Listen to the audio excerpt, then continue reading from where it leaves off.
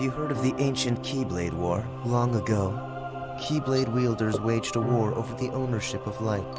So, you know the Lost Masters.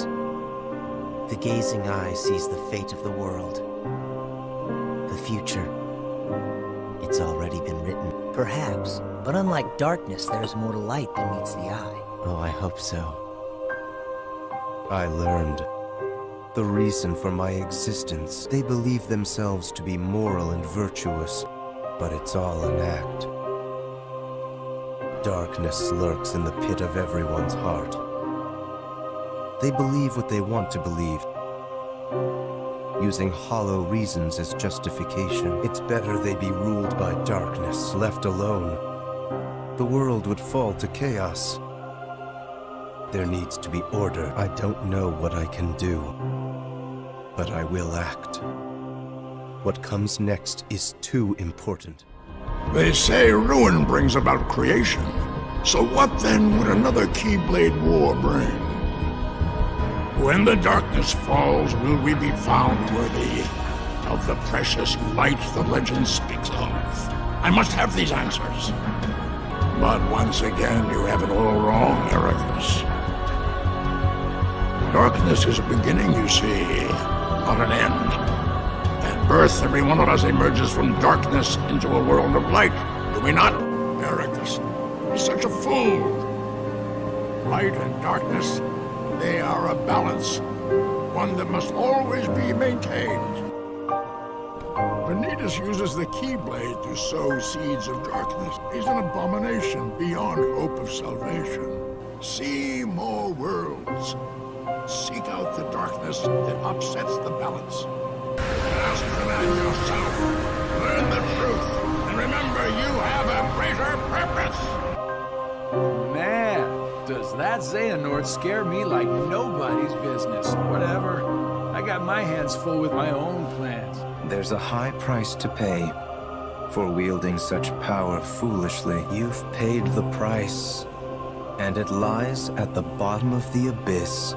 You require motivation. Of all the places to be sent, once a seat of power for all Keyblade wielders, it is the nexus from which all worlds spring. You thought you could contain me here, knowing all that you do about connections? The world began in darkness, and from that darkness came light. From the light came the people, and the people had hearts. Evil burgeoned in those hearts, begetting more darkness. And the darkness spread across the world like a plague, leaving nothing but ruin and utter failure. But the first light, the light of Kingdom Hearts, it can give us a new start. The world needs someone to stand up and lead.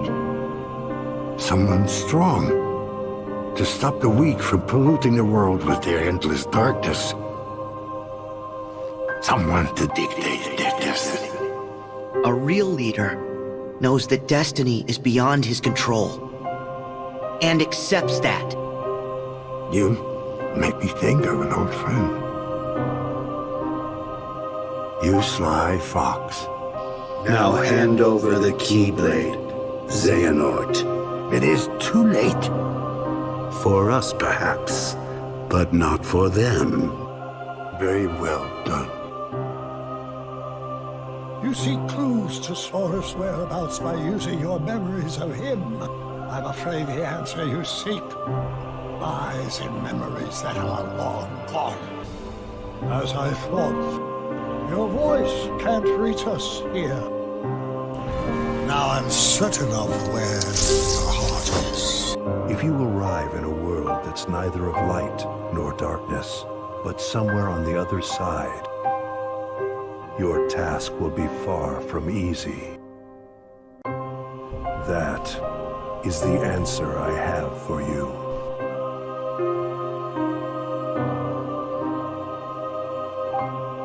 May your heart be your guiding key.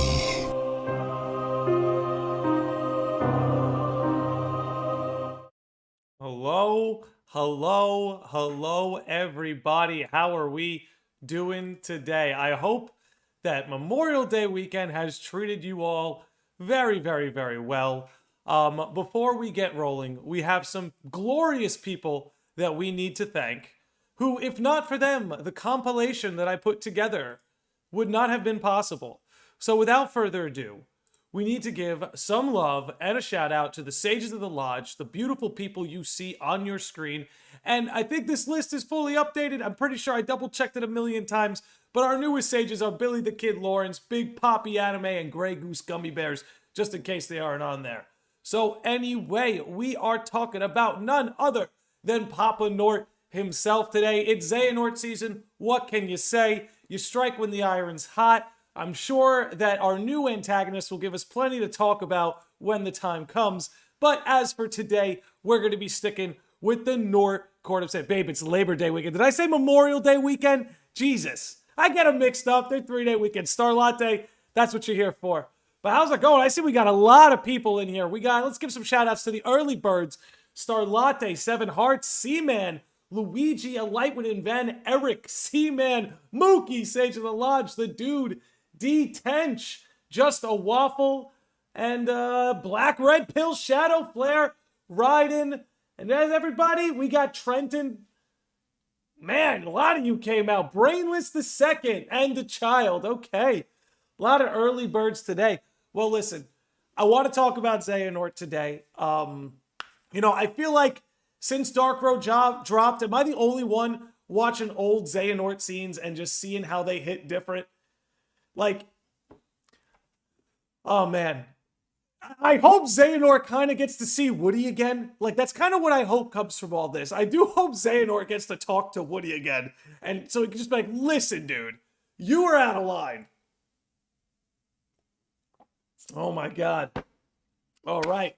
So, we can't talk about Xehanort. I want to talk about him in as close to chronological order as possible. So, we have to start by talking about none other than Baby Nort himself. So if we're going to talk about Xehanort being a tragedy, allow me to put out a little disclaimer first. So Xehanort is not a victim. He created much more suffering than he endured. But that does not mean that his life is not a tragedy. As we see, from the time he was born, he was taken away from his parents, taken away from his mother. His mother gave him up. We don't know if that woman is his mother. We can assume so, but it's Kingdom Hearts, so you never know. But she gave him up, handed him over to the player character, who raised him on this island in isolation. Obviously, because he had that sort of empathetic heart, so he can sense the feelings in others, so they had to keep him away from darkness. Because just like he can amplify light, that same power can amplify darkness as well. But right off the bat, to be separated from your hometown, your parents, your dad, your mom, and be put on an island raised by a relative stranger, living in this little cabin in the back. The cabin's nice, man, but it's a shack on a beach, There's no air conditioning in there. Baby Nort had no air conditioning. Rough life when you're living on Destiny Islands. What can you say? But it always it's kind of striking when you think about it that, especially now that Kingdom Hearts is working to introduce bloodlines and introduce family lines, we get the assumption that the Destiny trio gets to grow up with their parents, right? You even see it in Birth by Sleep when Terra visits Destiny Islands and he sees Riku. Riku points to Sora and he says, hey, my friend's dad took me out on that boat, So there's always been that soft implication of family and bloodlines. I mean, that's where the Kyrie's grandma theory came from. But now it's real. It's really real. And to see a character like Xehanort in a world where typically you are raised by parents, be isolated on an island, raised by a stranger who can't even take his hood off. You know what I mean? A stranger who can't even take his hood off. At least around us. I'm sure maybe Xehanort got to see it at some point. But it's a little striking to me, man. It's a little striking to me. There was a lot of loneliness in Xehanort's heart. Like, no matter what, just being separated from your birthplace and your parents like that. That'll bring some loneliness in your heart. Ladies and gentlemen, whoa, whoa, whoa, whoa, let it rip. We've got a new Sage of the Lodge. King Sonu has become a Sage of the Lodge. Everybody in the chat, please give it up for King Sonu, our newest Sage of the Lodge. Thank you very much, my friend. Welcome aboard. Oh, man, I don't deserve it, but thank you. And honestly, any excuse to play Breaking Free in the middle of any live stream, your boy's going to take it. But thank you, King Sonu. Very much appreciated. All right, so getting back to Xehanort over here. You know, he could have had it worse. He could have been straight up abandoned. But something else that's worth pointing out is from the time he was little, he was being filled with these ideas that he's the chosen one, that he's the one who's going to relinquish the darkness. Like, there was a lot of self-importance put into Xehanort's head from the time he was even just a little baby. That's going to have implications. That's going to have its effects. So, again, from the time and again, it's not like he's out socializing with other children, you know, the way a normal child might, even in a place like Scala at Kylum or on the Destiny Islands. Like, as we know, Kyrie went to school and everything, you know? So it's not even like he has other kids around to socialize with. The one person he's able to talk to is here talking to him like he is this child of prophecy. He is this savior. And again, to put those ideas in a child's head births a sense of hubris. And again, when we look at Xehanort and we look at Xehanort's shortcomings and we look at Xehanort's downfall, that sense of hubris is there, right? Like the whole idea that he wanted to dictate destiny. This is where it comes from.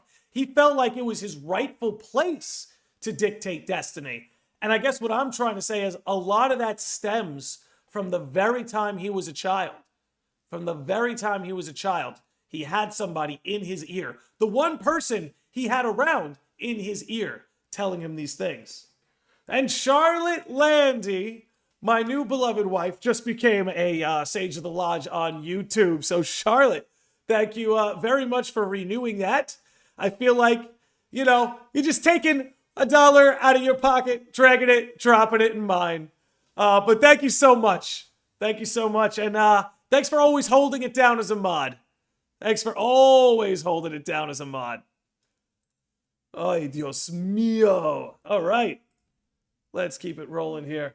You said child. Well, the child, we're not talking about you. We're talking about Xehanort, the child. Which, I don't know. But again, and that's something we're going to talk about a lot today, is Xehanort had a sense of hubris. That's where his whole resolve really came from. This idea that he was going to unlock Kingdom Hearts, stand up and lead, and dictate others' destinies, and stamp out the weak and keep them from polluting the world with their endless darkness. You know, like he himself wasn't polluting the world with darkness in a way. You know, again, a huge sense of hubris coming from Xehanort, and it starts with this. Look, I'm sure the Dandelions had good intentions. I'm sure the player had good intentions. But again, to put these ideas in a child's head, probably really not the best idea. Like, I think Just a Waffle nailed it right here. Says Xehanort really needed a hug. That's really what he needed. He didn't need to hear he was the chosen one. That could have waited until he hit puberty.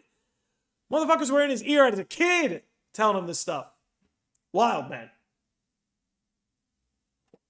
Absolutely wild. But, again, something that's also pretty creepy about Xehanort, right? This is something that really creeps me out. When you think about it, his entire fate was shaped by dudes in hoods. His entire fate was shaped by dudes in hoods. Again, whether you're looking at the Blue Hood player here, whether you're looking at the Ansem, like the traveling Ansem that's hooded, who met up with him on Destiny Islands, or whether you're looking at the Master of Masters in a hood. Like, it's just really creepy that Xehanort's entire life was guided, again, by these men in hoods. Be it the player, be it Ansem Seeker of Darkness, be it the Master of Masters. Did Xehanort really have a will at all? Did Xehanort have a say in any of this? This is the kind of shit I've been thinking about since Dark Road. Did he ever have a say? Like, did he... Again, whether it's when he's born and it's the blue robe, whether it's when he's a teenager and it's the Ansem robe, or whether he's more of an adolescent and he's got the Master of Masters in his ear. His entire life. I know I'm repeating myself, but repetition's the hammer of knowledge. His entire life, he had hooded figures in his ear telling him where to go, guiding him where to go, giving him what he needed when he needed it, whether it be the coat that could ward off darkness, or whether it be showing him the ways of time travel, or trying to get him off Destiny Islands, or trying to keep him on Destiny Islands. And if you notice, you'll see it a little bit later in the B-roll here, but if you notice, it's once the blue robe dies, that's when the Ansem robe shows up. Maybe not directly after, but Xehanort is about the same age. And Nomura clarified this in an interview. He said that the reason Xehanort looks a little bit older in that like Birth by Sleet or I think it's actually a Dream Drop distance cut. The reason why he looks a little bit older there was more of a budgeting thing. The way he looks in the Dark Road cut is pretty much just about where he was supposed to be, or at least where they envisioned him. All right, let's take a little drink. Remember to stay hydrated, guys. Thinking about Kingdom Hearts. It will dehydrate you. You think I'm kidding? I ain't kidding. Shit's wild. All right, let's catch up with the chat a little bit, see what you guys are thinking. A Light Within Ven says, don't forget, Luxu was also on Xehanort's tail, whatever, pretty much Xehanort's entire life too. Exactly. Exactly. And as far as we're concerned, Luxu might as well be another guy in a hood. Because even when you do see his face, it's not his real face. He's wearing someone else's face. So again, he had all these like even more than hooded. He had all these faceless figures in his ear. These faceless, these shape-shifting fucking deceivers using him. It's wild, man. What's going on, Lands of Masters? What's going on? Starlotte, can we get a shout out for Lands of Masters? Black Red Pill says, Luxu, do be basically Nort's shadow since he was, what, 15? Yeah, legit, on his tail.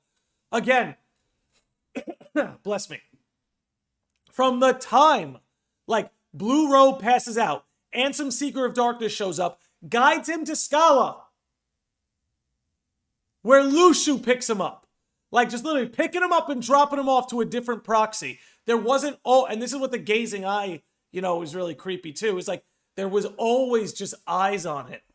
There wasn't a thing he did that wasn't decided, that wasn't prophesized, that wasn't observed, be it from the gazing eye or any of these proxies that we've mentioned.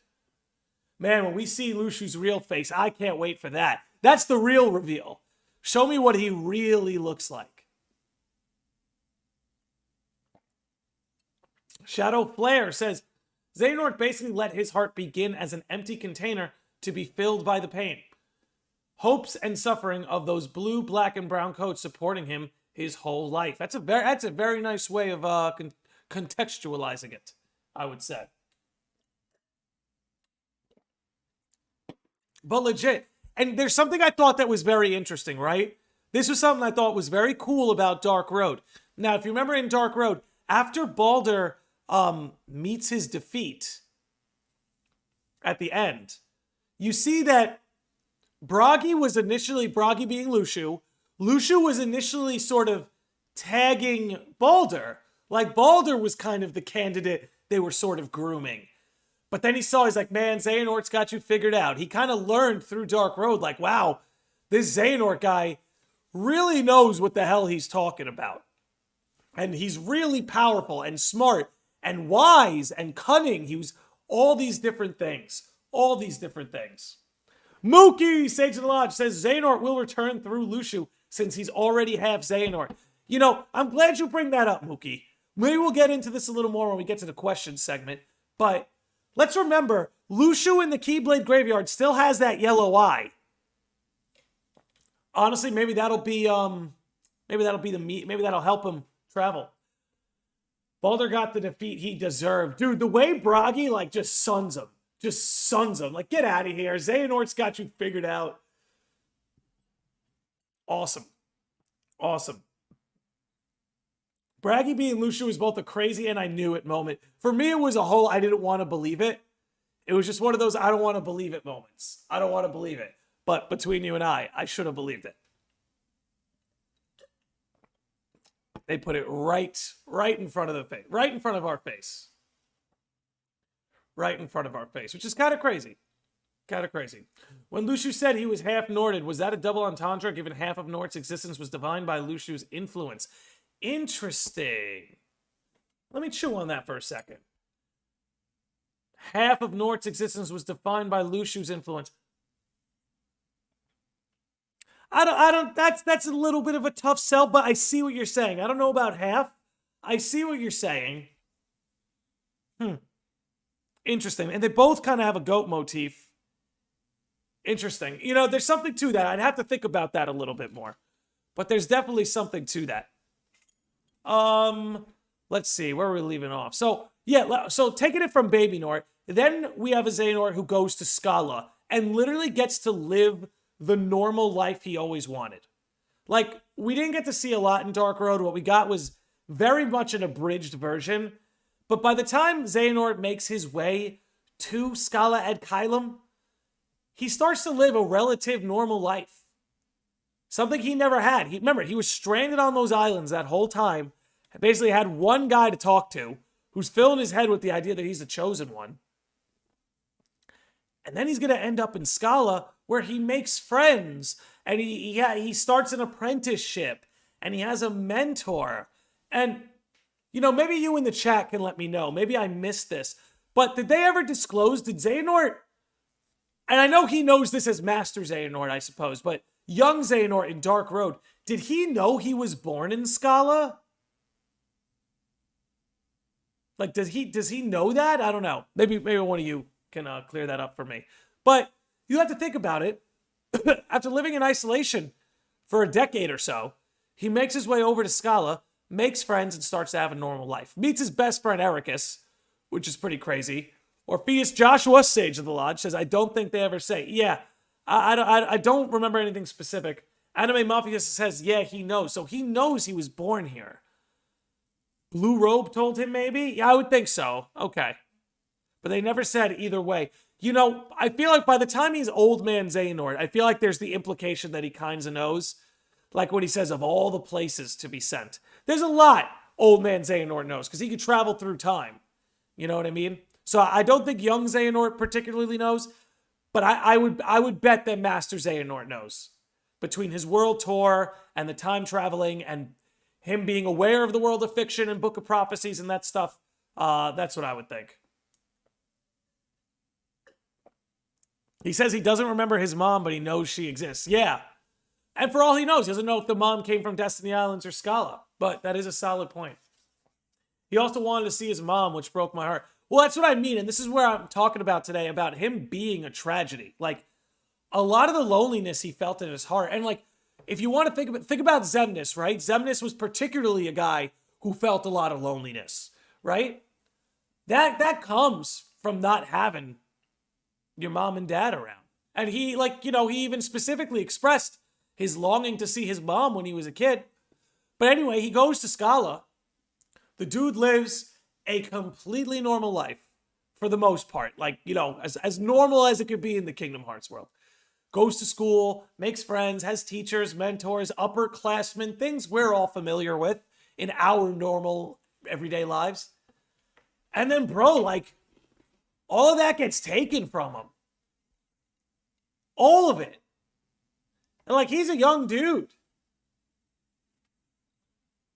And, like, he didn't just, like, lose his friends. He watched some of his friends die. Like, he didn't see Erd die. I don't think he saw Hermod die. But he watched he struck down Baldur. He watched Vor die. Vidar too. The upperclassmen. Like, he finally gets some semblance of a normal life, and it all gets taken from him. So you got to think about that. He's born as a baby, taken from his mom and dad, taken to Destiny Islands to live in isolation. Gets these ideas put in his head that he's some kind of fucking prophecy, child of light, child of destiny, to be more specific. Then the player character dies. Ansem shows up. He ends up making his way over to Scala, lives a relatively normal life with friends, gets most of his friends struck down, strikes down one of his own friends, and then he meets the Master of Masters. You want to talk about a roller coaster of trauma and tragedy? Childless orphan, raised by stranger, strikes down friend and has favorite classmates die.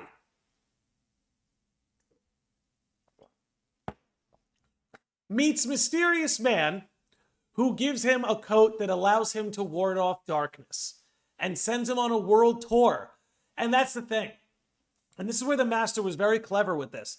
He knew Xehanort was susceptible to this sort of stuff. You know, for this, the same reasons the Dandelions and the people of Scala wanted to keep Xehanort isolated on Destiny Islands is the same reason the Master wanted to send him on the world tour. I'll explain that in a sec.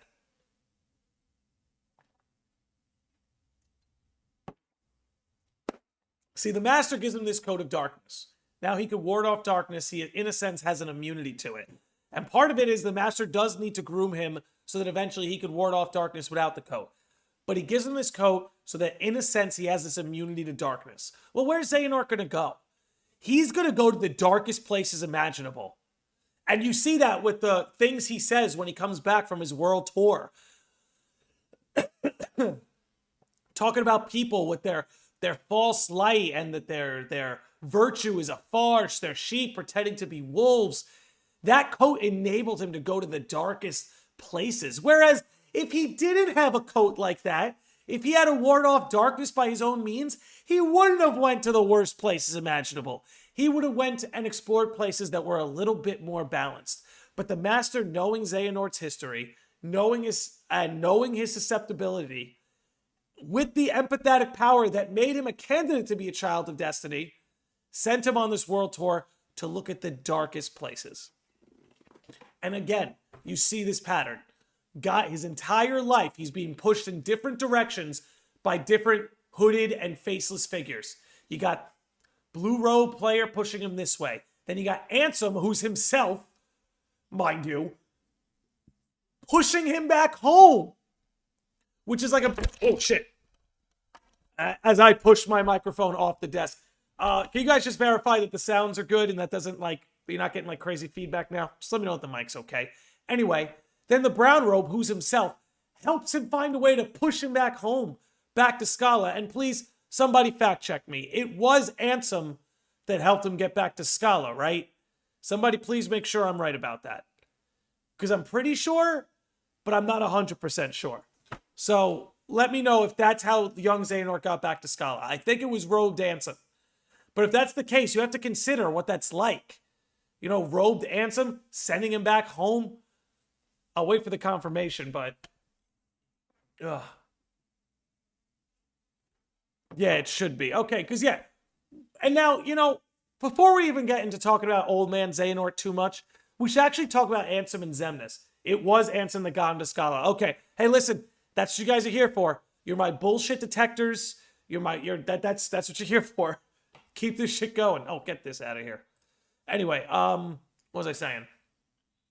Let's talk about Ansem for a second. So what is Ansem?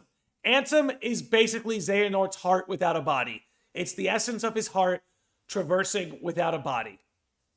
What does Xehanort's heart do?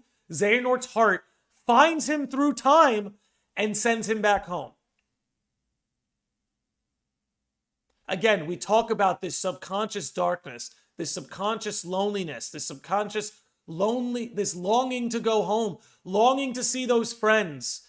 Like everything with Xehanort is about this longing, right? It's kind of crazy.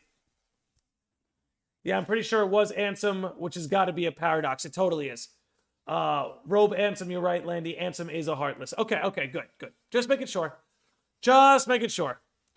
But when you consider that, and then, like, what does Xehanort's heart believe? What's in Xehanort's heart? What does he believe? Xehanort's views on the world are so cynical, he believes Kingdom Hearts is darkness. That's what he believes.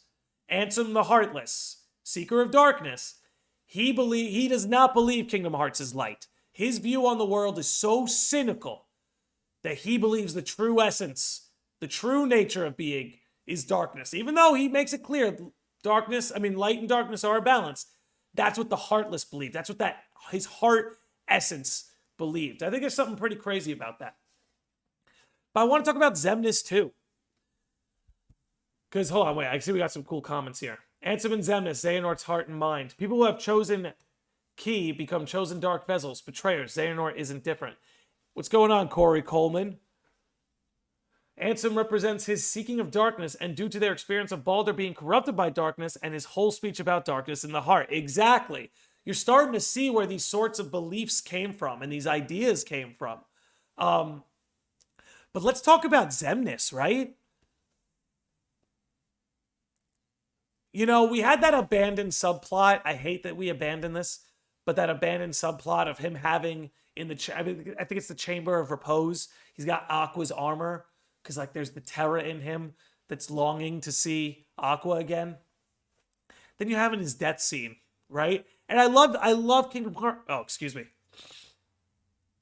Nose got a little stuffy there. And I love Kingdom Hearts because so much of this stuff can have double meanings. Xemnas' final speech before he dies in Kingdom Hearts 3. Whole new context now.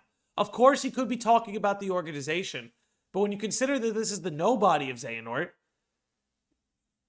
suddenly when he talks about the others betraying him and how he ended up with nothing, you know, it's crazy. In a lot of ways, I think oh, what's going on? C-Man, a new Sage of the Lodge.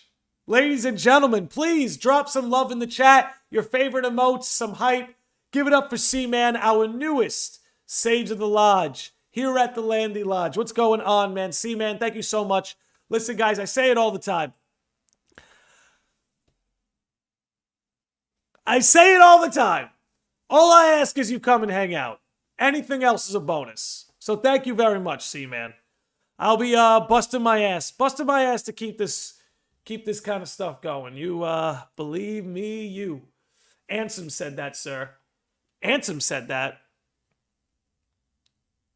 Oh yeah, when the others betrayed us, I found I did not care. Yeah, okay, yeah, that was Ansem. True. Then what was Xemnas saying in that scene? I'm actually going to pull it up.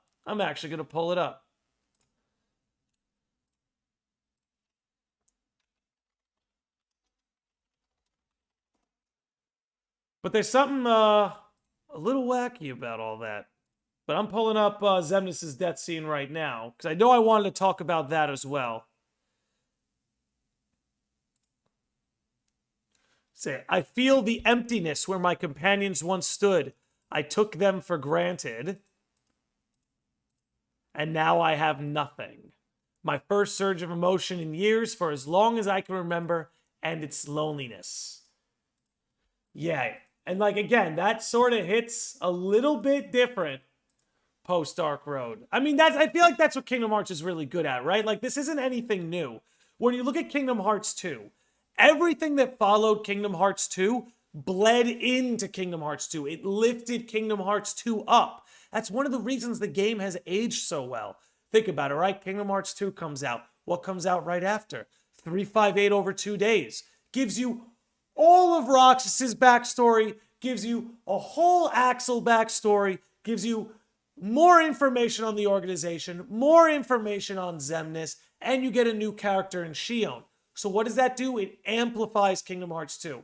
What else happens? Then you get Birth by Sleep. Now Xehanort isn't just a name anymore. You have a face, and you see it in action, and you learn that Xemnas is Terra, and that Ventus is in Sora's heart, and that's why Roxas looks the way he does.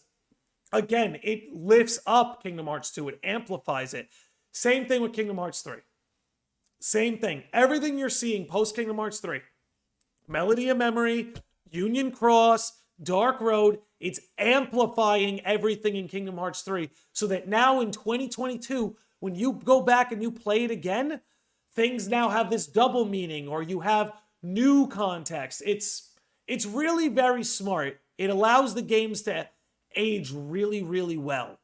And I don't know of any other series that really works that way. So let's catch up with the chat here. I see you guys are going nuts.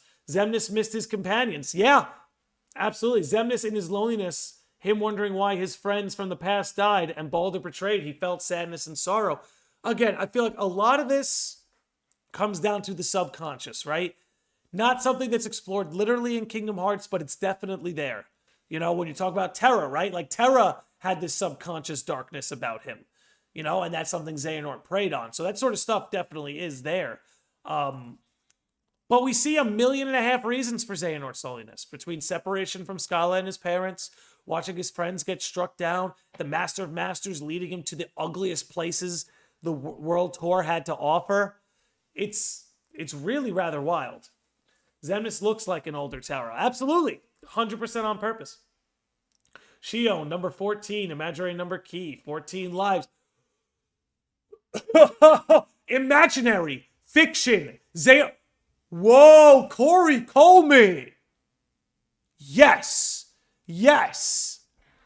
If 14 is supposed to represent that imaginary number I, Shion, number 14, Xehanort's 14th vessel would in theory be quote-unquote imaginary, so maybe that 14th vessel is in the world of fiction.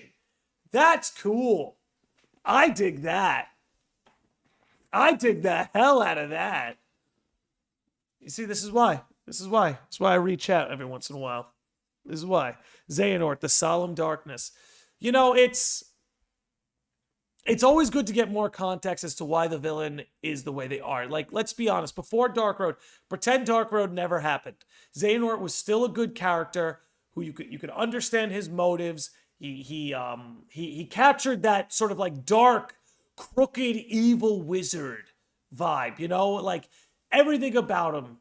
And, you know, between young Xehanort's introduction and Dream Drop Distance giving us some more backstory, that scene from Coded, like, Xehanort got a lot of attention, development, and he's one of my favorite villains of all time.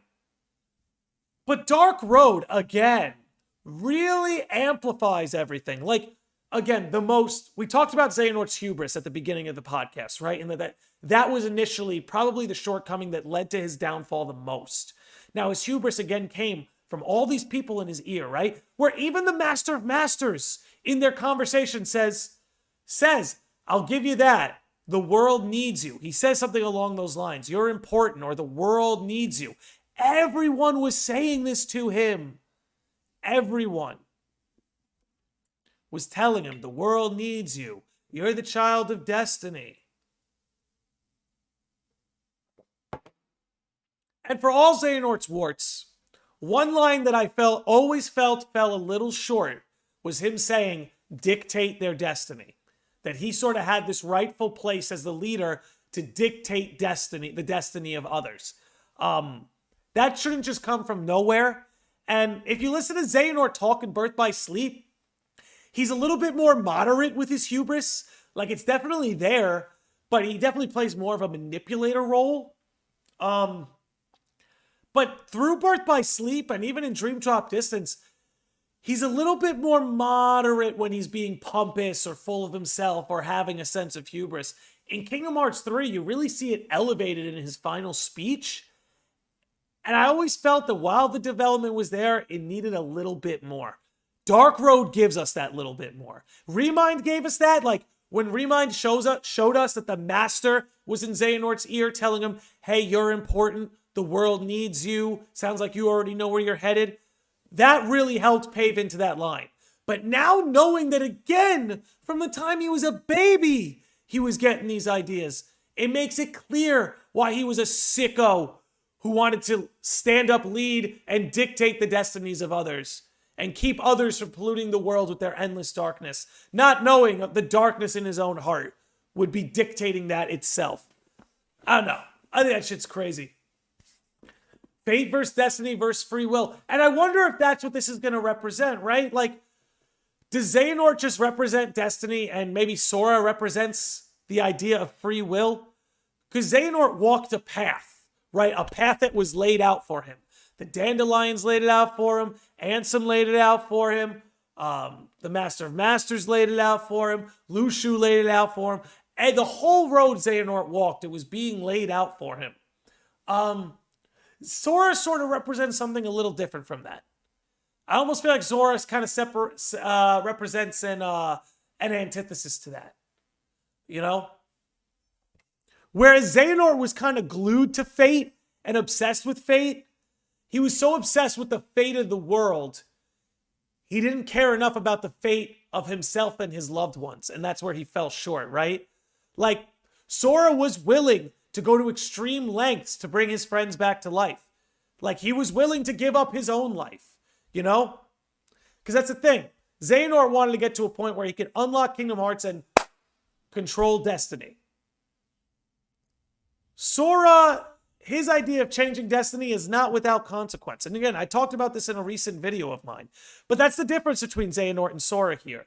Xehanort wanted to dictate destiny, meaning no resistance, no consequence. You know what I mean? Rule by decree. That's what dictate means. Sora, on the other hand, he wanted to change destiny to the very best he could, but not at the escape of consequence. Sora was able to change fate, but at the cost of his own. At the cost of his own fate, he was able to change the fate of Kairi, right? Sora and Xehanort, yin and yang. They really are like a mirror reflection of one another, right? Both able to change fate in their own way, but by different means. But yeah, that's I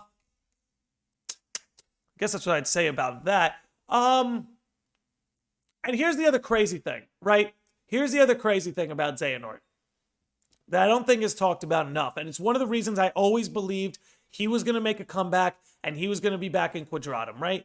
Because there's a few choice lines of his that are peculiar, but we'll get into that. Let's not forget where Xehanort's future takes him. By the way, speaking of Xehanort being a tragedy, that scene doesn't get enough attention. The one that just showed on screen, where he looks at Ericus, who Ericus failed his students. No matter what way you bend it, Ericus was a failure of a teacher. He failed Ventus, he failed Aqua, he failed Terra. But in the end, his students forgave him and embraced him. That last shot right before Xehanort's collapse, he's alone. He's isolated, just like he was on Destiny Islands. Isolated.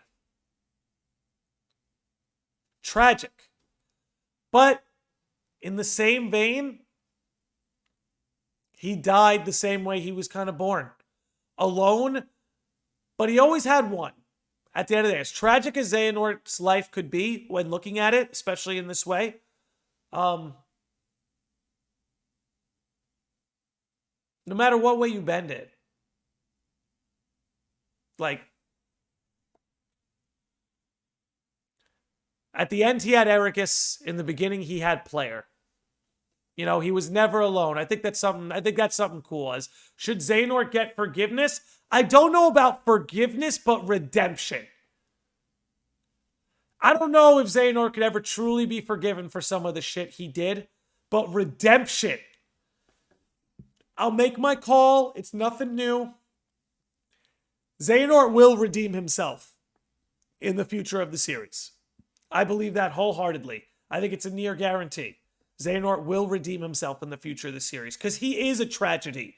He is a tragedy. And it is his fault, but his life was decided long before he was born. You know what I mean? That's why from the second he was born, he was cast out to Destiny Islands like that. But to answer your question, I don't know if he should ever be forgiven, but he can most certainly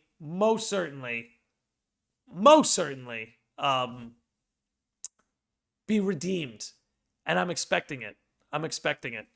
C-Man says, yeah, Ericus had an unhealthy relationship with light and darkness, kind of like Xehanort, just reversed. Yes, but this is what Xehanort had going for him. He was right that light and darkness are a balance. He just took it to the extreme. Like the absolute extreme. He saw light and darkness as a balance, whereas Ericus kind of he favored the light. He saw the light as precedent. FF7 Dirge Cerberus end credits music, redemption. Yeah, but that's where he's headed. That's where he's headed. Because again, when you look at Xehanort's life, again, it's the title topic. It was a tragedy. It was a tragedy, especially because He never really got to decide his fate. As a baby, blue robe. Teenager, brown robe. Growing up, master of masters. And then Luxu through those years. His whole life, he had some big agenda with their eyes on him. He is carrying no name, recording every move he did. This is a character that, again, doesn't deserve forgiveness for what he did, but he deserves the chance to redeem himself wholeheartedly. And I think he has a shot to do it in Quadratum. Because to me, Kingdom Hearts is a story of death and rebirth. You know? If not just in the literal sense, in a character sense. You know? That's what the Fall to Darkness is all about. Do you think Xehanort reincarnated himself in Quadratum? Yes. 100%. I think that's what that 14th vessel thing is all about. I think that's what the Miyashita Park in the background, I think it's Miyashita Park, in the background of his new concept art is all about. I think that's when young Xehanort gives his warning to Sora about the power of waking and falling into the abyss. Where are they? They're in San Francisco, which looks just like Quadratum. A lot of those tall buildings are there. And that line too, when he says, "You forget that I plan for every eventuality." And then when he admits defeat against Ericus, right? What does he do? He admits defeat in that chess match, right? That chess match between Xehanort and Ericus was supposed to represent their struggle of light and dark. Xehanort admits defeat, whereas Ericus goes, "But you never admit when you lose." And then he says, "That's because I never lose." He may have lost that battle, but I think he's got his eyes on the war. And Xehanort is a man with a lot of pride and a lot of hubris. That doesn't just go away. I don't think he's going to settle for being the Master's scapegoat. I don't think he settles for being the Master's scapegoat. No way, no how. I don't think he's going to want to help Sora and his friends out of some like the Grinch Stole Christmas. His heart grew 3 times its size, and now he's like, "I want to be a servant of the light." I think there'll be some of that. But I think it'll be more that he doesn't want to be the Master's scapegoat. That's really what I think. I think he's going to want to do something for himself, because when he looks back on his life and he sees that the road was paved for him the whole way, he's going to want to do something for himself. He's going to want to do something that goes against that book of prophecies. Elijah says he will want to help because there's something more dangerous out there. Yes, that too. Knowing who the Master is and everything with that. I think Xehanort is for sure coming back. So many hints. Honestly, if this happens, I will be all for it. I'll be all for it too. Just don't make him a villain. That's my thing. Xehanort is going to be neutral if he is in Kingdom Hearts 4. That I like. To me, just don't make him a villain. You can make him neutral. You can make him an anti-hero. You can make him like a reluctant good guy. Don't make him a villain again. It would, to me, it would kind of ruin his arc. I love his arc, like I laid out here today, because I think it's complex. I think he's a tragedy that created mass suffering that deserves redemption. It's wild. He deserves blame and responsibility for his ill actions, but those ill actions were the consequence of people older than him that led him astray. Like, that's the kind of stuff I feed on, because I'm like, man, this is a guy with so many moving parts where I'm like, if you reintroduce him, we can still have a lot of fun with him. Like, we can still have a lot of fun with him, you know? All right, let's catch up with the chat a little bit here. So, Dan, some are born to greatness, others have greatness thrust upon them. True. I think that's a Shakespeare quote. I don't think Nomura would do all this work on Xehanort's tragic backstory and his screen with Sora and Ericus at the end of 3 just to keep him a villain. I agree, C-Man. That's why I have faith and I have hope, and I think that this will be done rather tastefully. Edgardo J. Cruz says, if Xehanort gets reincarnated, then Ericus, or would that be pushing the lengths of reincarnation at the point in this series? Here's the thing.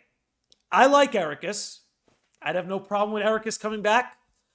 You would just have to explain it. what Xehanort has going for him is Xehanort was a seeker of darkness, right? Ericus kind of kept to the Keyblade path, you know? And he even said to Xehanort, like, Xehanort, there are reasons these questions and answers are forbidden, Ericus was tempered in that way. Xehanort wasn't. Xehanort learned all this time travel abilities and how to throw himself through time and gather vessels. So, Xehanort has just way more tricks up his sleeve than Ericus does. So it's way, way, way easier to sell me on Xehanort being in Quadrantum than it is Ericus. Andrew Pryor says, the darkness is here, but do you think he will betray the master? The darkness or Xehanort? I'm not sure who you mean. All right, let's catch up here. Y'all think Xehanort was crying after Woody roasted him in Organization 13? I'd like to believe that, like it would be funny, but I think that young Xehanort was so cold and cynical, he barely felt a thing. Well, Xigbar is part Xehanort, so maybe Xigbar can track him. Yeah, that would help Xehanort traverse his way to Quadratum. If Luxu made his way to Quadratum. Also, don't forget the beautiful artwork Nomura made and what he said he's all for bringing Xehanort back. Yeah, no, I brought up the artwork before, but that's a good point that in one of the interviews, Nomura did mention, he's like, just because the Darkseeker saga is over doesn't mean that Xehanort's not coming back.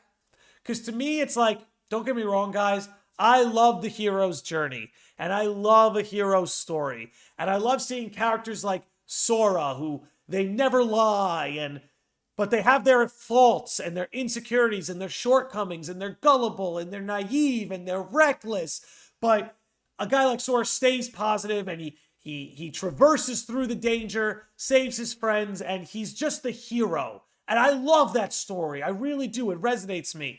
But do you know what I really love? I love seeing a guy like Xehanort fuck it all up and then make a comeback. That's what I love. We got any Persona 5 Royal fans in the house? Third Semester Akechi is one of my favorite character segments ever. But to me, that's way more fun to watch. I love Sora. He's one of my favorite characters ever. But there's a reason Riku's my favorite Kingdom Hearts character.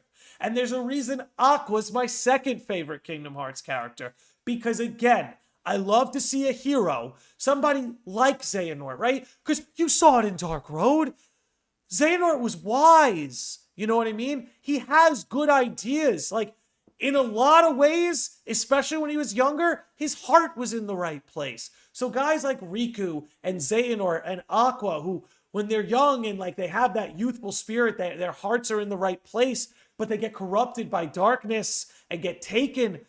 I love seeing them make their comebacks. I love seeing them find their way back, especially Riku. I think that's why Riku resonates so deeply with the audience. And now you have a chance to do a redemption arc just like Riku, but with Xehanort, the extremes are way higher. The stakes are way higher. It's just an opportunity because again, there's something special about watching a tragic fall to darkness like Riku, like Aqua, like Xehanort, and then watching that tragic fall to darkness redeem itself and find its way back to light. Because Xehanort was right. And that's the other thing that was... Oh, God, you could just clip that, right? Just clip me saying Xehanort is right. But that was the thing. Xehanort was right about there needing to be a balance between light and dark. That's part of what makes him a tragedy, too, is that he was right about that. He was right that there needed to be a balance between light and darkness.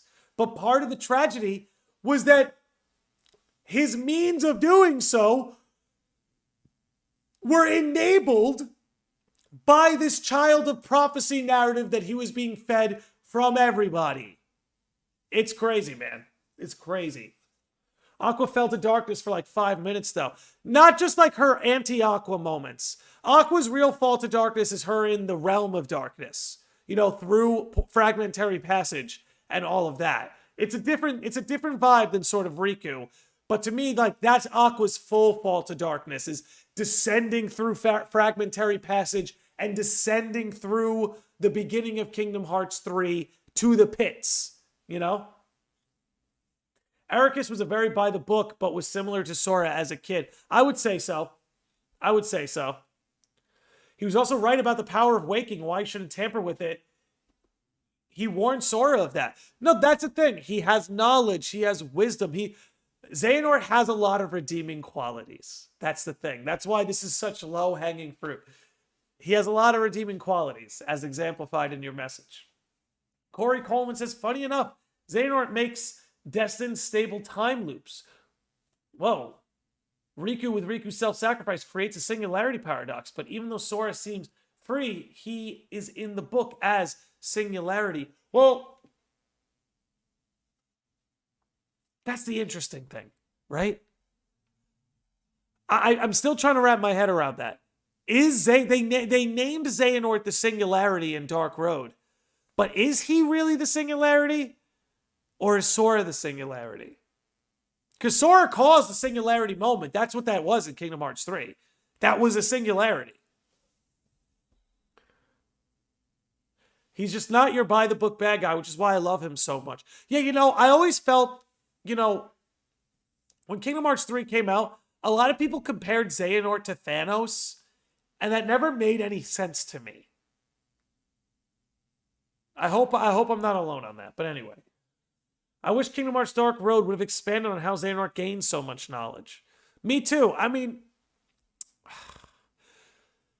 you could see it's from being close to guys like Odin and having a relationship with the Master of Masters. And you see that, like, from the time he was a kid, the player character was feeding him these ideas. So you see that through his life, he kind of had these, like, ethereal figures, like, even if you consider Luxu, kind of feeding him this knowledge and feeding him this information all along the way. You're not alone, Landy. I agree. I don't see the connection there. Yeah, it just seemed weird to me. And that's the other thing. People are like, oh, he's a misunderstood good guy. It's like, no, he's not.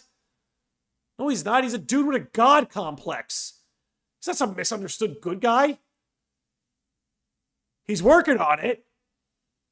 But shit. Xehanort went to school after player homeschooled him. Yeah. Oh, shit. I guess, yeah. He did get homeschooled at that little cabin.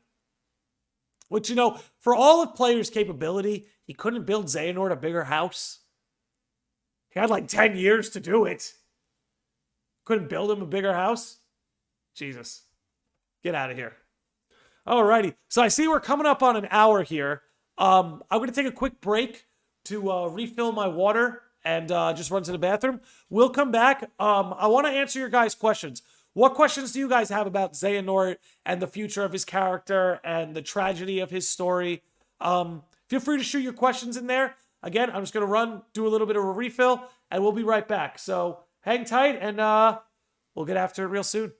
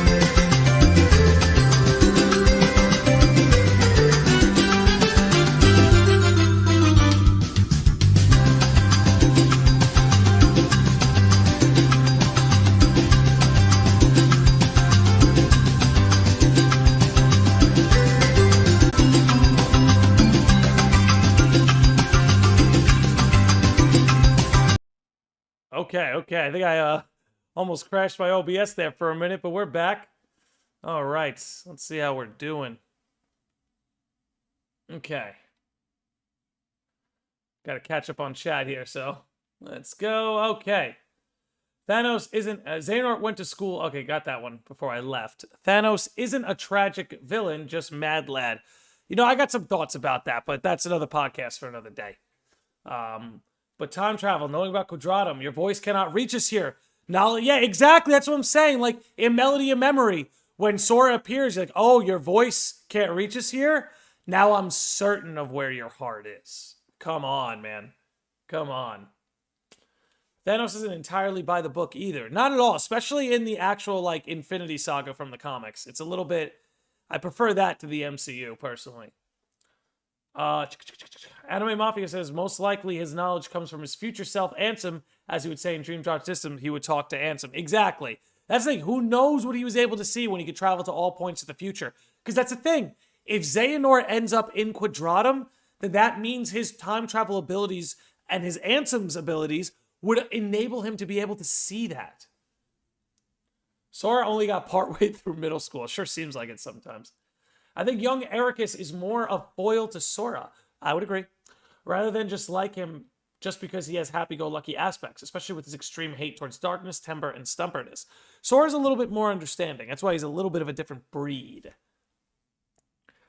I said this one, but I'll say it here because it's an interesting theory I had. What if the player wanted Xehanort to carry on his legacy and be the next player in a way? Which, we're going to learn more about the player in Missing Link. So I'm hoping as we learn more about the player, this scene right here, I'm sure will look a lot different once we're living in a post-Missing Link world. Rose Red Thorn says, not going to lie, forcing the entire fate of the universe onto your adopted child's shoulders, dying in front of them without saying a damn word and pushing them to try to leave their only home is kind of abusive. Rose Red Thorns, I'm so glad you're here because this has exactly been the point the entire podcast. Right there, what she just said right there, if you're not a she, I'm sorry, you just let me know. Happy to correct myself. But what they said right there is true. What they said right there is true. They put a lot on Xehanort. Like, the Dandelions are kind of to blame for this. They put a lot on that child. No wonder he ended up with a god complex. Someone's got to take responsibility for that. Con Donahue, hey Landy, how's it going? I have to say this. If you ever heard of the show Amphibia, Xehanort reminds me of the backstory to King Andreas. I don't know that story, but if you recommend it, maybe I'll check it out. Who knows? Sometimes I have the memory of a goldfish, so good luck with that. Both Riku and Sora are chosen by Xehanort as dark vessels. That is true. Both are born on Destiny Islands. That is true. Riku sacrificed himself to the darkness, and Sora, with his encouragement, caused a singularity. Sora and Riku are quite the troublemakers, aren't they? It's interesting that Xehanort chose them both to be vessels. Interesting. Mike is acting up again. Okay.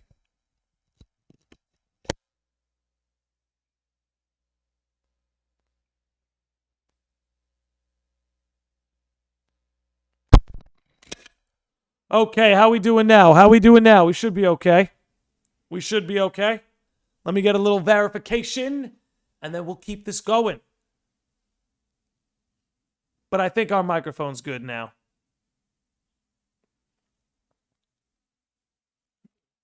Yeah, it looks good on my end. It looks good on my end. I'll keep it going until people tell me otherwise. Still clipping a bit. Okay, hold on. Hold on, we got solutions.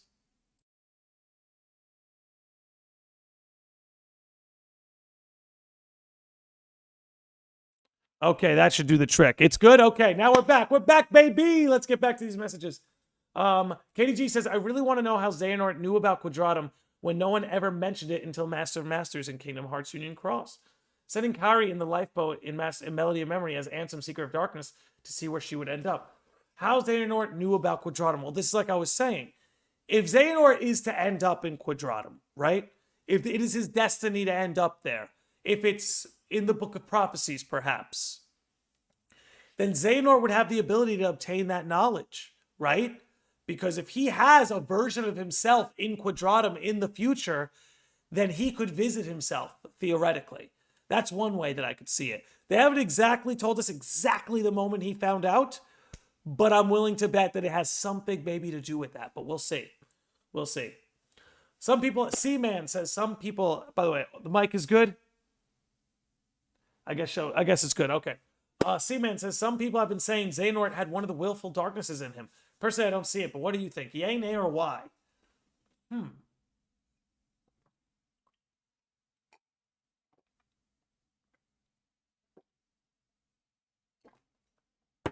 Okay. Does Xehanort have one of them? We definitely don't have enough to conclude that. But it's possible. I definitely think Vanitas does. Xehanort might. I don't know. I'm kind of on the fence with that one. I don't have a concrete opinion. Which, by the way, boys and girls, you are allowed to have no opinion on something. Xehanort was one to different degrees with both Riku and Sora. Further, both Riku and Sora wore X on their clothes. Yeah, I think it depends on the title for Sora, but definitely. Excuse me. Xehanort represents some of the 7 deadly sins, greed and lust being one of them. How lust is how he wants companions, friends, and greed is how he was so extreme with his plan, pride as well. Listen, you can understand a lot about life and storytelling if you are well versed in the 7 deadly sins. I'll say that much. Pretty sure Xehanort abused the power of waking during his world tour. You know, if Xehanort did abuse the power of waking, I'm sure he did it knowingly. I'm sure he did it 100% knowingly, just like Sora. Because he does say to him, so you have also chosen the forbidden path. That's the other freaking thing. Like Xehanort even says, you have also chosen the forbidden path. Also. So the forbidden path that got Sora to Quadratum, Xehanort also took the forbidden path. I feel like it's always been right in front of us this whole time. I feel like it. Maybe I'm crazy. Maybe in a post-Kingdom Hearts 4 world, people just think I'm a crackhead. But I feel like it's always been right in front of us. Moving on. A Light Within Vin says, I have a theory for you to check out. I think I read it. Thanos was very different in the comics. Yeah, he was very different. He was trying to court Mistress Death. That's why he killed half the population and didn't double the resources. Because in the comics, he was trying to court Mistress Death. Again, another conversation for another day. Kid Q says, definitely seems like Odin trained Xehanort after Dark Road. Yeah, I'm glad they left that open too. I wonder if in Missing Link we'll get any Xehanort flashbacks. Just a Waffle says, let's see. Sora, 14-year-old boy in middle school, but when skipped school, turning 15. Kingdom Hearts 2, Sora meets the Twilight Town gang. Yeah, he didn't know what homework was. Which homework is a scam. I'm going to just say it. Let me tell you something. I grew up. I became an adult. I'm fortunate enough that my job doesn't have homework. Most jobs don't have homework. Homework is a lie. Not an accurate representation of the real world. Anyway, Andrew Pryor says, so I know everyone saw the ending of Dark Road, but how do you feel about the future of the series? Where do you think it's headed now? The best is yet to come. The best. And look, just so you know, like, where I'm at, I'm someone, I love and adore Kingdom Hearts 3 Remind. Kingdom Hearts 3 and Kingdom Hearts 3 Remind, love and adore it. I think it's the best in the series. It's just my opinion. As someone who, I love and adore Kingdom Hearts 2. It is a ride or die game for me.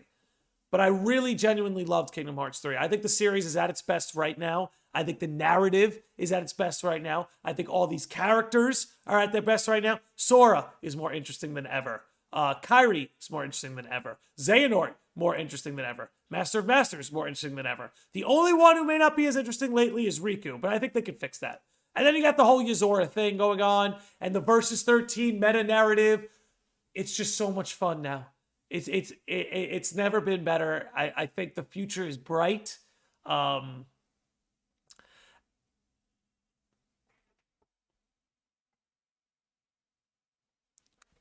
But yeah, that's what I would say. Just double check me, guys. If you guys could just double check, make sure my sound is okay. I think it's okay, but I'm getting a little paranoid. The darkness is taking me. I'm being Norted as we speak. I hope so. Missing Link will be interesting. Learning more on Xehanort's bloodline and Ericus's too. Yeah, the bloodlines thing is interesting. Again, I bring up Naruto a lot, but I wonder if we have a Senju Uchiha thing going on. And that's what the blue bloods are, right? Like Ericus is like the Senju line, and Xehanort is like the Uchiha line. I wonder if that's what we got going on. Your sound is perfect. I like hearing that. I like hearing that. So it was Laurium's fault. Listen, I got a video on Laurium coming out soon. Within the month, I'll have a Laurium video ready. Lily says, I've always found Ericus Xehanort's relationship similar to Sora and Riku. However, the difference is Ericus was very adamant about his stance, which led to a strained relationship, while Sora was a lot more. I think you're going to have that continued. Let me see. Where are you, Lily? Understanding and why Sora and Riku was able to rekindle their friendship. Yeah, Sora's a bit of a different breed, you know? Ericus was really loyal to the light, to a fault, to an absolute fault.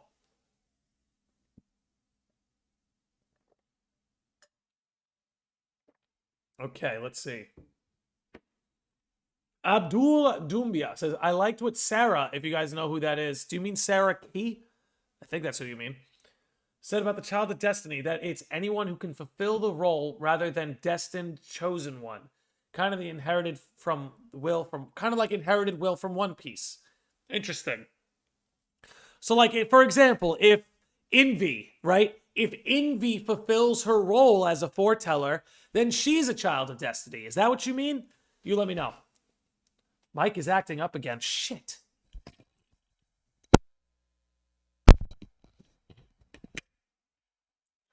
I don't know what's causing it, guys. I don't know what's causing it, but it usually works on a reset.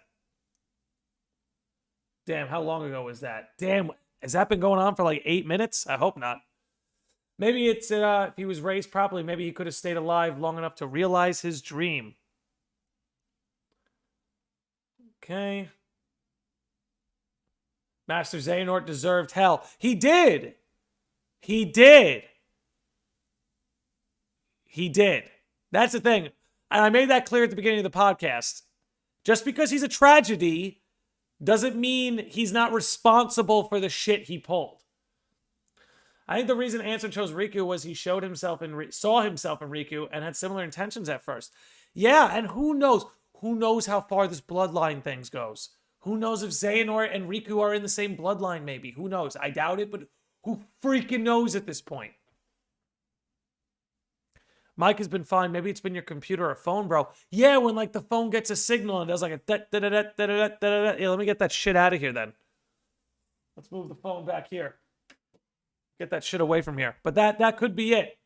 My man C-Man, thinking outside the box. Okay. Maybe he found out about Aquatum during his apprentice days. Or the World Tour. It's possible the World Tour allowed him to see it. I wonder why the player chose Destiny Island of all the places to raise Xehanorts. Or was also born. So this has been my theory about Destiny Islands and the whole Xehanort thing. So Kingdom Hearts has put a lot of focus on world orders and that every world has a separate time axis, right? Every world is spinning on a different time axis. I think they needed to send Xehanort into the future, right? Because the Scala et Kylum that Xehanort grows up in is a lot different than the Scala et Kylum Xehanort was born in, right? He was born in that more rustic-looking Scala et Kylum. So they shoot him over to Destiny Islands. He hangs out on Destiny Islands for however long they need him to, and then when the time's right, he gets sent back to Scala. But by the time he comes back to Scala, it looks like hundreds of years have passed, right? Like there's been so much progress in the infrastructure that it looks like more than just 15 years have passed, right? Rustic Scala and like Xehanort Scala, that's not 15 years. That's like 150 years. So I think the reason Baby Xehanort was put on Destiny Islands was because of its time axis order.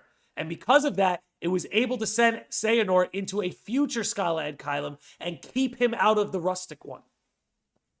Moving on. I suspect young Xehanort abused the power of waking during his Mark of Mastery exam. I could see... Then how did he stick around? Because Sora abused it and he poofed. I feel like if he abused it, he would have poofed a long time ago. Black Red Pill 2 says, it would be wild if Sora was the Nort of the Quadratum, as he seemed convinced Sora would become one of his vessels at some point. Yeah.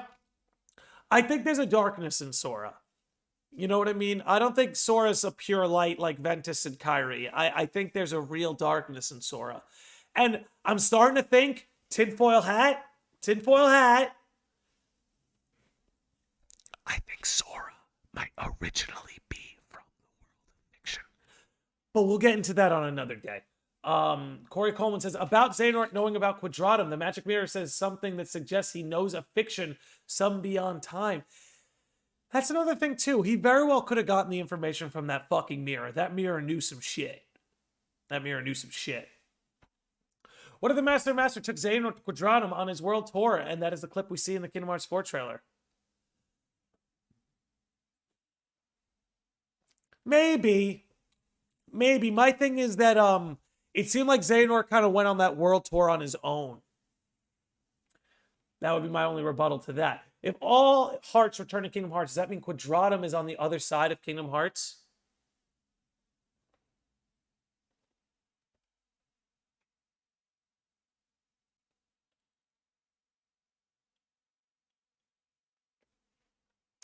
No, I don't think so. Because it's not like Sora died normally, right? Sora didn't get struck down and we watched his heart float up into the sky and then merge with the Kingdom Hearts moon. That's not what we saw. What we saw was him fade and sort of get transported. So I don't know about that. It's possible, but I don't know about that because Sora's means of getting there wasn't like a normal death. But then again, always fucking Sterlitzia there. I don't know. Let's keep going. Shadowflare says, I also presume that unreality involves imaginary dimensions using the number in their planar definitions. Maybe. I don't know. I have no idea. Another thing, Yensid has the Book of the Poetic, Kingdom Hearts 1. Do you mean Book of Prophecies? Because I know I've had the theory for the longest time that he has the Book of Prophecies on his desk in Kingdom Hearts 2. Maybe he could see fiction too. He knows about the world of fiction. Yensid showed his hand in Melody of Memory. He knows about the world of fiction. The Child of Destiny is similar to the inherited will from One Piece. It's anyone, no matter who they are, they can fulfill a role rather than a prophesized chosen one. I like that. It'd be kind of cool. So it's like the children of destiny.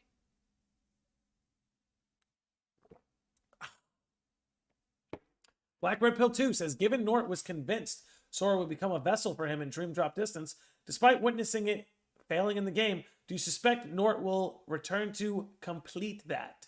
No. I don't think Xehanort comes back antagonistically. I don't think that works. That's just me. Maybe that's just me. I just don't think that works. Let me just check something. Okay, we're chilling. All right. Also, every answer we get raises 3 more questions, and I absolutely love it. You know, some people talk like that pisses them off, and look, that's your prerogative, that's your taste, but that's freaking life, man. That's how life works. That's how knowledge works.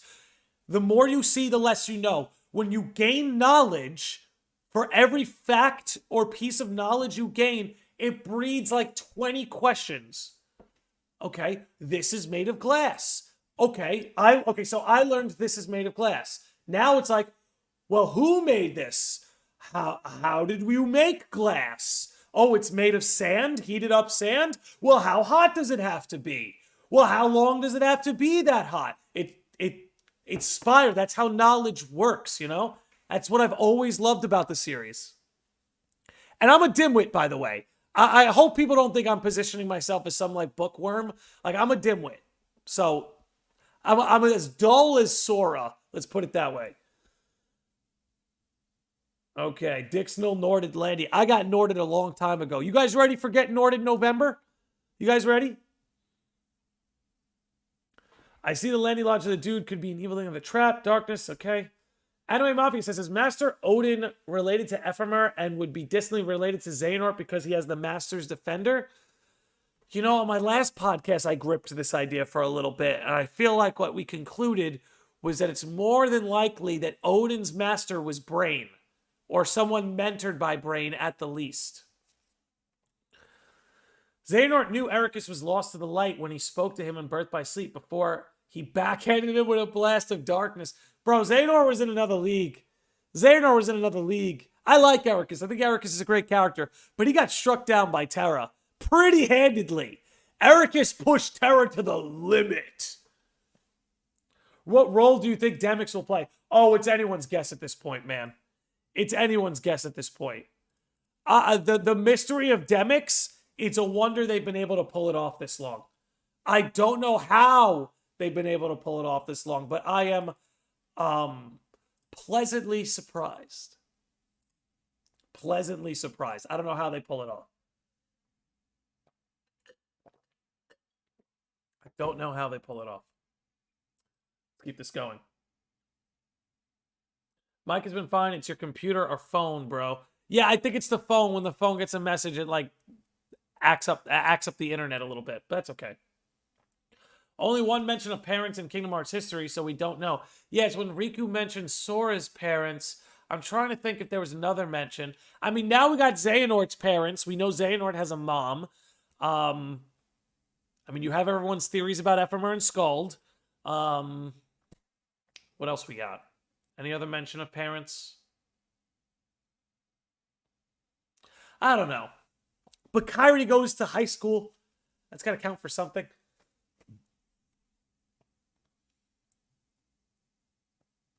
The future plot sounds a lot like a plot from Jak 2. Oh, man, dude. I got to replay Jak and Daxter one day. Bro, Steph! Steph's in the house. Steph's in the house, ladies and gentlemen. Ladies and gentlemen, let me get this man's link. I hope you're still here, Steph. I hope you're still here, my man. Ladies and gentlemen, you got to follow my boy Steph. He has been back in the Kingdom Hearts content game. Dude, I've been loving these street chat videos you've been doing. You just walk in the streets and chat in Kingdom Hearts. I love that kind of stuff, man. I hope you keep doing that. I hope you keep doing that. Just walk in the streets and chat in Kingdom Hearts. I love that, dude. Okay, let's scroll back up to where we are. Destiny Islands does seem to pop in and out of the available sections of Interspace. Perhaps only worlds at a similar point in time share an ocean star with the realm between. That's some good conjecture right there. Shadow Flare with the good conjecture. Just a Waffle says, I remember when you were live streaming when you kind of broke your microphone and then had to get a new microphone as a backup.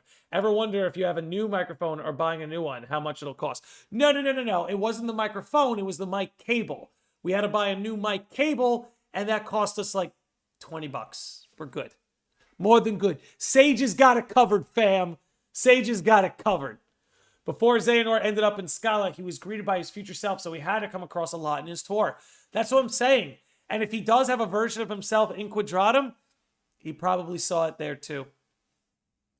Hooded figure in Missing Link trailer is young Xehanort just after getting the black coat from Master and Masters. Can you imagine? Can you imagine that was part of his world tour? Woo! I'd love it. Oh, I never thought of that. Using Destiny Islands to move forward in Scala. That would kind of excuse the hell they put Baby Nort through. Yeah, that's the only way it makes sense to me, is they were trying to fling him into the future. Sora turned into a Shadow Heartless. His anti-form is interesting. Yes! Lest we forget, there's a lot of darkness in that boy. Jokes aside, Nort did definitely abuse the power of waking during the World Tour, as we observed firsthand in Dream Drop Distance. Young Nort was there because of it. Ooh! Now that's got me thinking. So happy for you, man. Keep killing it. Thank you, Steph. Thank you, bro. Yeah, we did recently pass 3,000 subscribers on YouTube, guys. So thank you for that. That's something worth celebrating. I'm sorry I haven't done a celebration stream. I've wanted to, but I feel like now's the time for crushing. You know, like Dark Road just dropped. I have all this content I want to make. I got all these podcasts I want to do. There'll be plenty of time to celebrate. In November is our 4-year anniversary. So we're definitely going to do a lot of celebrating for that. So I feel like now's the time for crushing, man. It's a time for crushing. His Rage Mode evolution pretty much guarantees he's darkness. Yeah, exactly. Well, that he has darkness, rather. Yeah. After Master Xehanort is revealed as an empath, yes, the empathetic power, it opens up so many parallels with other characters who are as well. Baldur, Sora, Terra. But it brings up that Sora was the only one who successfully uses this trait and prove how being an empath doesn't always result in only turning into darkness like the other two, and thus being the chosen boy, the one who's positively connected to everyone, the being of hope. Yeah, dude, I mean, this is what I love, right? Is that Kingdom Hearts is getting into this nuance that, like, light and dark doesn't mean good and evil. Light and dark isn't good and evil. There's nuances. And it depends who's wielding them. You could wield light in an evil way. You could wield dark in a good way. I love that shit. What about our girl Charlitzia? She's chilling. Young Xehanort is hooded figure and missing link. I don't know about that. Somebody in the chat brought that up. It could be. I don't know. I think it's Sigurd. No, not Sigurd. I think it's Luxu. That's who I think it is. The child of destiny is passed down to anyone, a collection of different circumstances. They're meant to be. Yeah. I'm caught up with that. Speaking of Ven, do you think Xehanort connected the dots and discovered Ven was from ancient past of the dandelions from his dreams? Yes! I think Xehanort had a clear idea who Ventus was. But remember, this is an old man Xehanort who probably looks back at the player, right? Knowing this was connected to the player. Like, gets a little creepy. Hey, Matthias Sembia, how's it going? Shadow Player says the imaginary plane is either 7th or 8th dimensional shenanigans. Yeah, that's over my head. That's over my head right now. John Beeson says, so if all Keyblade wielders go to the final world after they die, does that mean that Ericus and him are both there as lights? I don't know, because the final world is like a final stopping point. I don't know what qualifies you for that final stopping point. So we'll see. We'll see. Since Xehanort could peer into people's hearts, do you think he may have learned about Quadratum through peering into the Master of Masters' heart when he met him? Ooh, now there's a little theory. I like that. Maybe he was able to feel it through the Master. That's why he's like, who are you anyway? Yeah, interesting. Manukuma says, what if the price of the power of waking is trapping the user in their home world / dimension? So Sora could have been born in Quadratum if that's the case. Yeah, we still don't know, like, where exactly Sora's from, who his parents are, or anything. Questions are awesome because theory crafting is so much fun. I mean, at least at good times like the one we are having right now.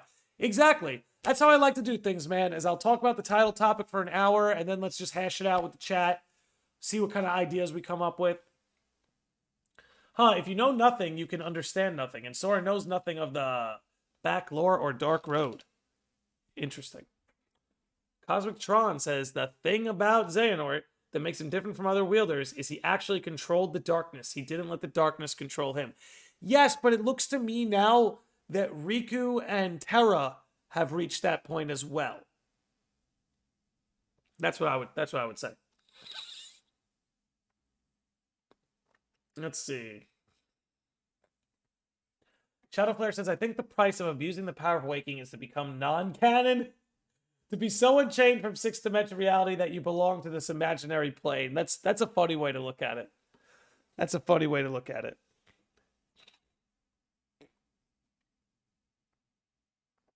Do you think Xehanort acted like a father figure towards Ventus before he started his training? No, I think old man Xehanort was so twisted, he was probably, like, if anything, an abusive father figure. Let's see. Ephemer is the first dad canonically in Kingdom Hearts. As a character, you could say that. Terra says Ericus is a father to him. Kairi was adopted by the mayor. Says so in the manga. Yeah! And the manga's great, by the way. Highly recommend reading the Kingdom Hearts manga. It's good stuff. Very good stuff. Let's keep this rolling. So maybe far-fetched. What if Xehanort's dad is Luxu?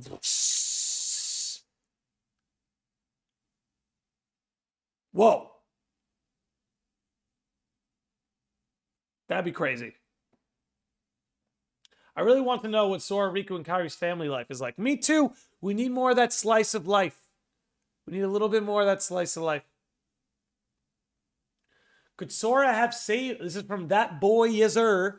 Says, could Sora have saved Nort's remnants inside Riku? Riku wouldn't have lost his heart at the Keyblade Graveyard. He would have been Sora's Dream Eater. His appearance in Remind suggests Nort knew this. Ooh. That's interesting.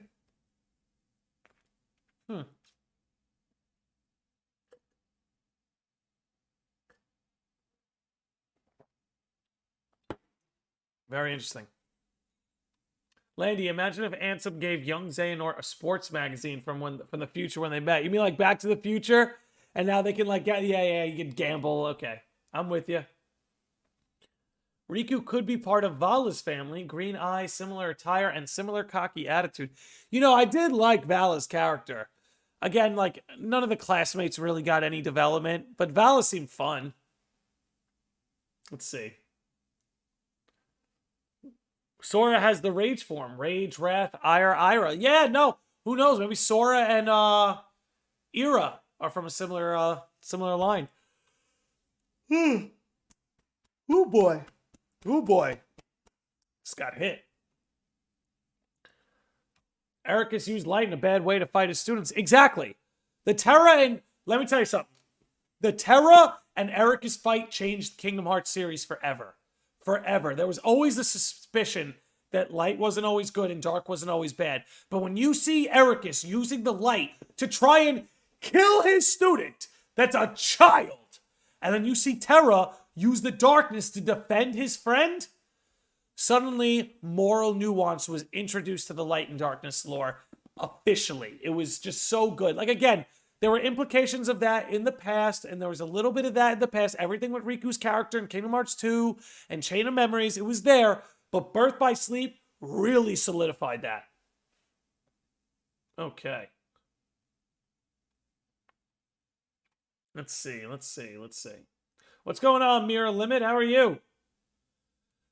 All right, Light Within Ven says, when Master of Master says my name is blank, Xehanort looks shocked, like he figured out something. It's definitely possible he peered into Master's heart and figured out Quadranum at that point. The only thing that holds me back from that is that he's like, I never knew who he was, and perhaps I never will. He says that in a Remind cutscene.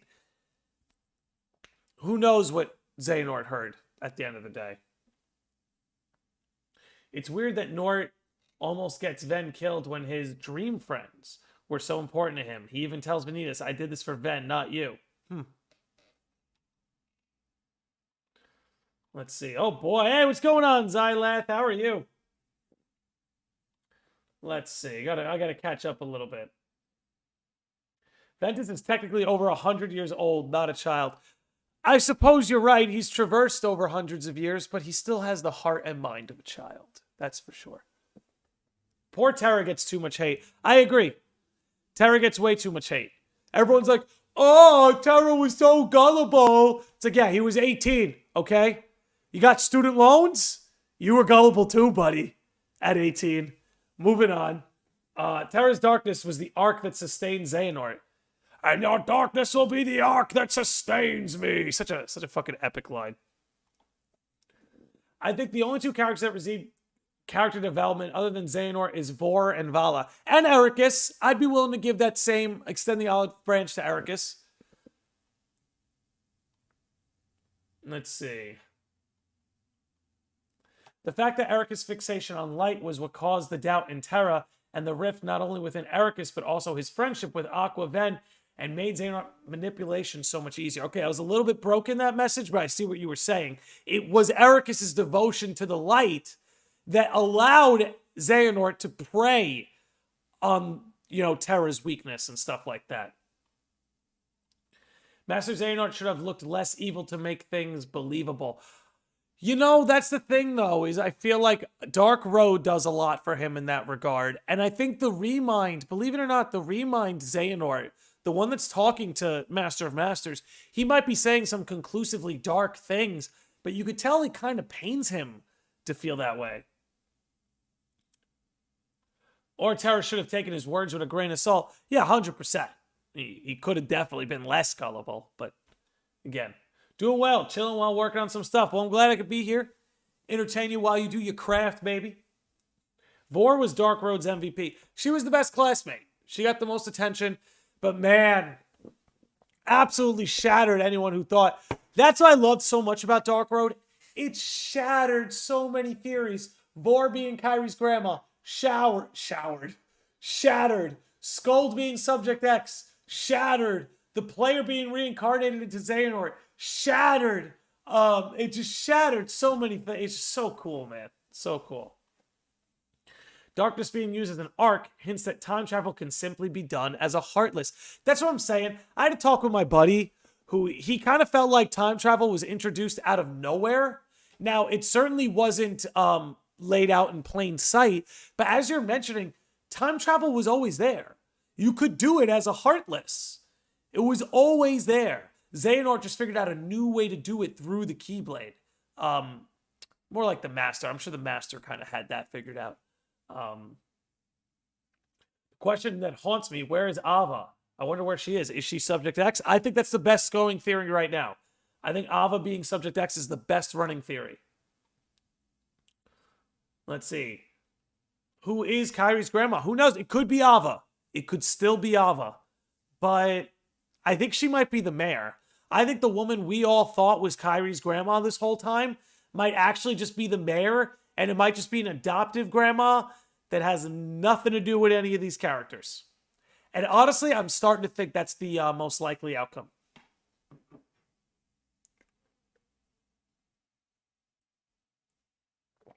Stay hydrated, guys. Kingdom Hearts will dehydrate you. I wonder if Xehanort was seeing the player's memories from Missing Link. I think so. Could be an explanation on his knowledge of Luxu endemics and how Xemnas may have had that context. There we go, X-Fish. Keyfish. M.A., hi Lenny, how's it going? I'm Maria's other account, by the way. Maria, how are you? Glad to have you in here. I love the Neku PFP. She could reincarnate into Kyrie's grandmother. Always a possibility, I suppose. Isn't the 14th Darkness Light / Yuzora? Who knows? The jury's still out on that one, as they say. Let's see. I gotta scroll down a little bit. Sorry I can't get to everybody's messages, guys. I want to get to everybody's, but there's so many of them. I gotta kind of skim and go. Let's see.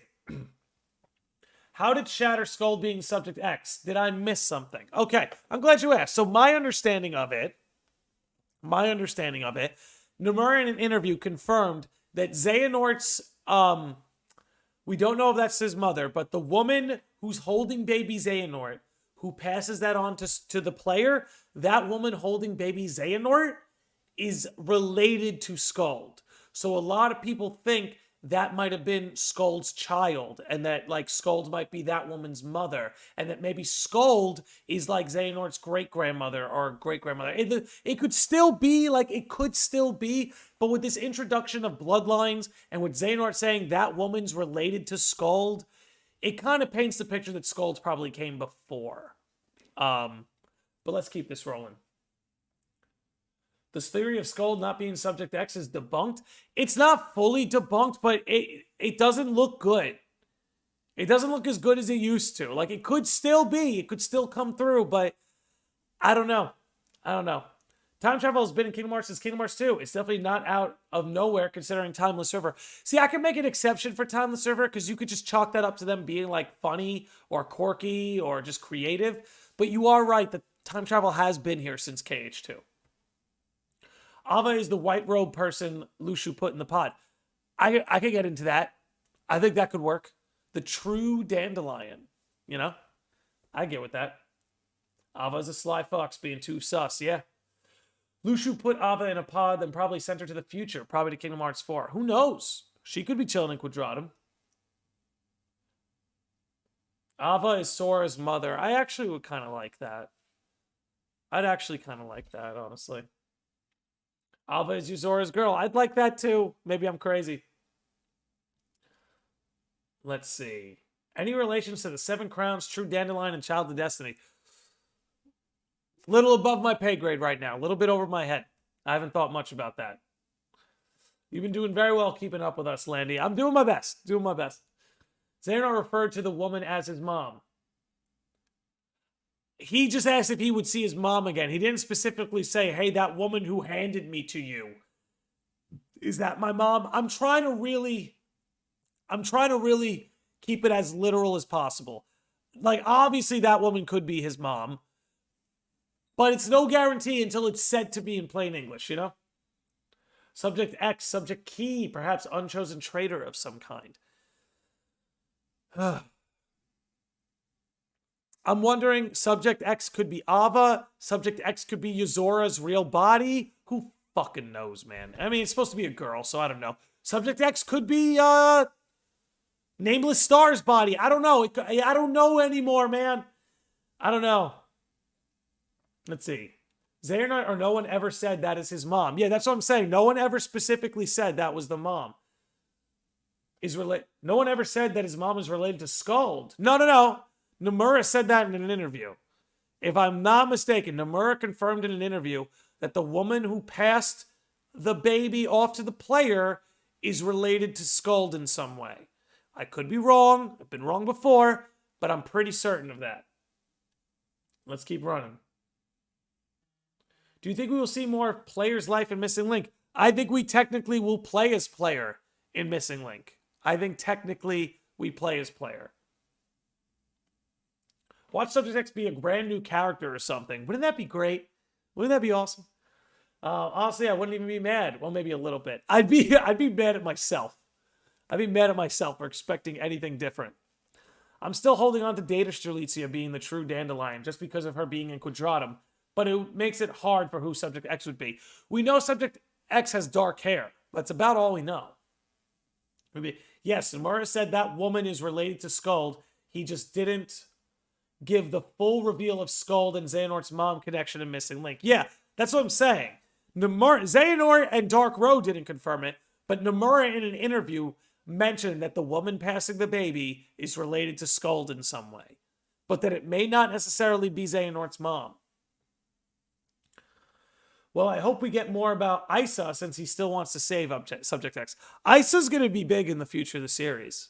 I think so. I think Isa, Lee, and Subject X will be a new trio, too. Nomura really can't keep controlling... I don't even know. Xigbar sent Skuld's nobody to the past to start the Xehanort bloodline. Now that, my friends, is what you call convoluted. Jaden Andrews says, even though Ephemer has passed, do you think the Dandelions will find each other all again? There's a reunion coming. There's a reunion coming. Yeah, I think so. I think all the Dandelions reunite, and I'd be surprised if it wasn't Luxu that did it. Luxu brought all the foretellers back together, save for Ava. I'd be willing to bet he's going to do the same thing with the Dandelions. I'd be willing to bet. I think there's a massive reunion somewhere down the line where a lot of these characters come back, even if for just a short while. Even if for just a short while. Ephemer gets with Skuld's sister confirmed. Skuld Subject X. Ay, still possible, I suppose. Skuld is alive and Xigbar hit her for a reason. Does she know about what future for the wielders now? Who knows? And again, we don't know that that's Subject X. I mean, we don't know that that's Skuld in there, man. We don't know. Let's see. Subject X. Dark hair. Will's word coming through here. Subject X. Dark hair, roughly 15, has memory of 4 friends and a key. Knows the phrase, may your heart be your guiding key. Yeah, those are all the clues we have. Yeah, then it has... No. Oh, man, that makes me think. Because then it can't be Ava, right? Because Ava would think... No, she might be thinking of the 4 foretellers. She doesn't consider Luxu a friend anymore. Not after the betrayal thing. King Sonu, a new Sage of the Lodge, says, I love the Akatsuki shirt, Landy. It's fire. Yeah, I love my Akatsuki shirt, man. I love it. I got target marketed for it, and they knew. They knew I was going to pay for it. Oh, boy. I've heard some theories that Ava is the Lich in Kingdom Hearts 3. Yeah, I made a theory video on that. I don't think it's true. I think it's possible. I think it's possible Ava's the Lich. I don't think it's true. But it's possible. That's why I made the theory. Because it is possible. My gut just says no. Man, I've been talking a lot. So where does the Master of Masters actually live? Because we don't see any backstory from him or where he came. We just see the stuff that he did in Kingdom Hearts. We know he comes from a new time completely. He used to have friends. He used to have loved ones. He comes from a time even more ancient than Union Cross. Do you think Luxu is loyal to Master Master, or will he betray the foretellers? I don't think those two are mutually exclusive. I think he's actually pretty loyal to the foretellers, but I do think he will betray the Master. This is unrelated to Xehanort, but do you think Ephraim used the trick that Aqua used to turn Land of Departure into Castle Oblivion in order to rebuild Scala? Interesting. That's a good question. I'll give you a hard maybe on that one. I'll give you a hard maybe on that one, bro. Let's keep it going. It would be cool to see all the former Keyblade wielders in a Jedi Ghost-like appearance to show respect. I think you might get that with the Dark Road classmates. You might get them as Ghost Jedis. Something like that. But Ava could fit that because we never see her hair and she has 4 friends. I mean, she's got more than 4 friends, but she has like 4 main friends being the foretellers if you subtract Luxu. If you subtract Luxu. I don't jump on the retcon bandwagon, but at this point, Xehanort's path being set by his future self is kind of retcon now with the reincarnated player character and the events that he went through. I don't know if it's fully retconned, because once that blue robe died, that's when the Ansem robe came up and kicked right into action and brought him back to Scala at Kylum.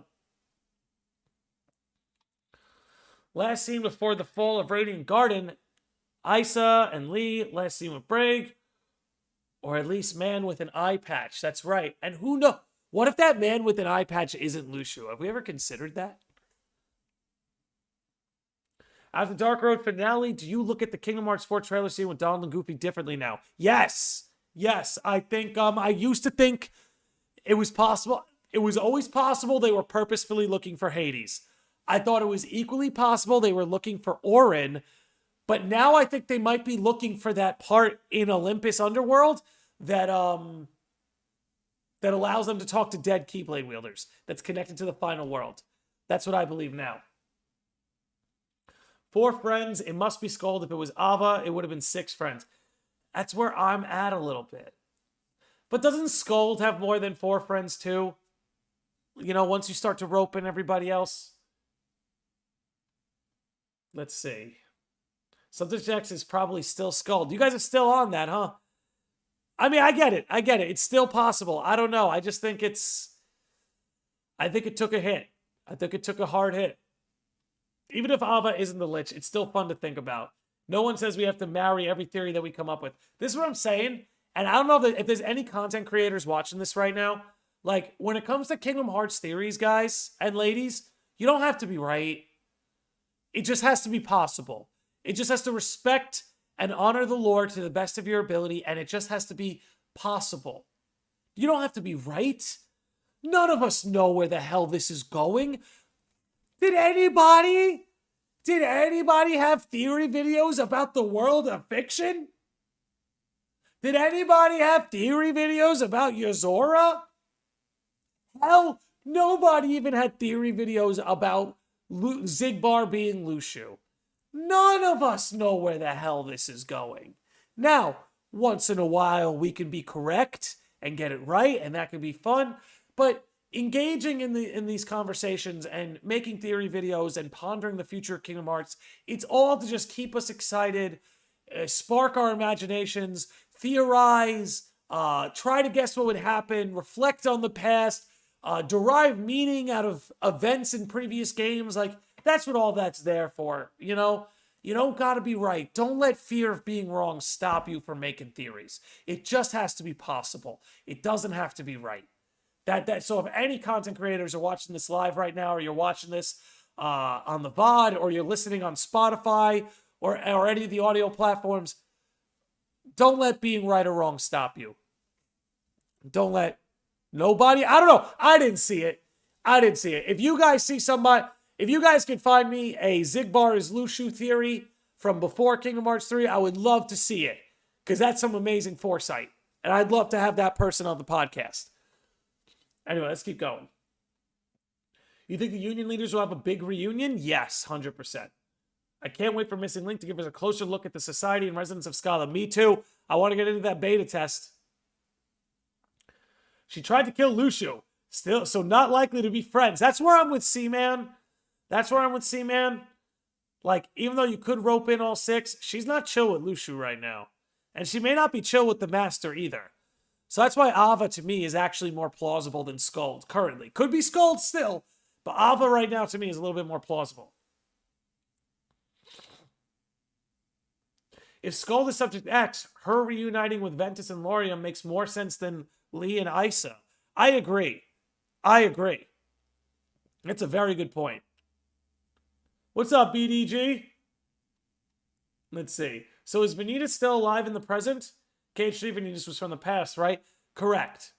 Correct. So the jury's still out on that one. But he's alive in someone's heart or something. I'm willing to bet it.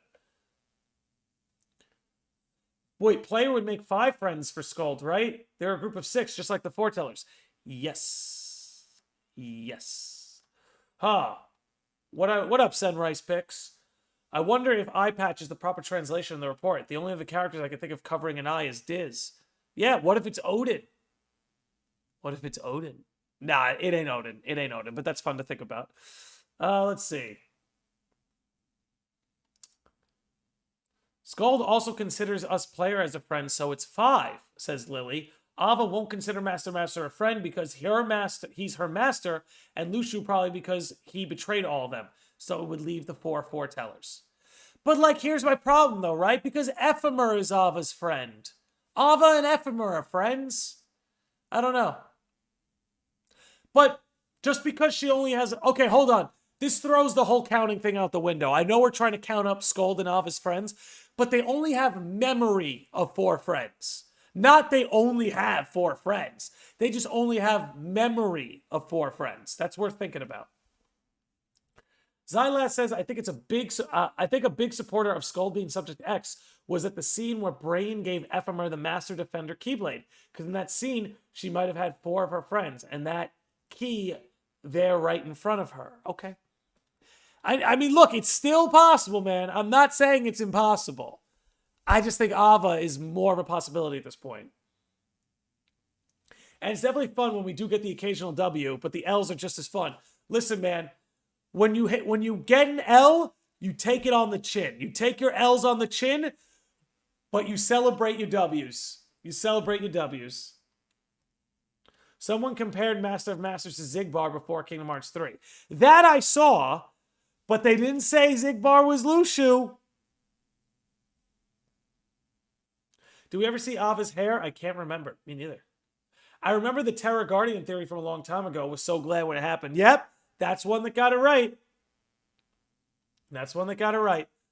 Subject X never recalled her name and origin. It's been 10, 11, 12 years, and Isa and Lee are still searching for her.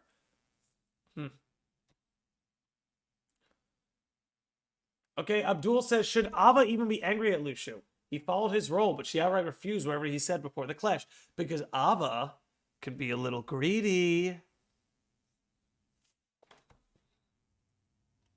Okay. Excuse me. Let's see.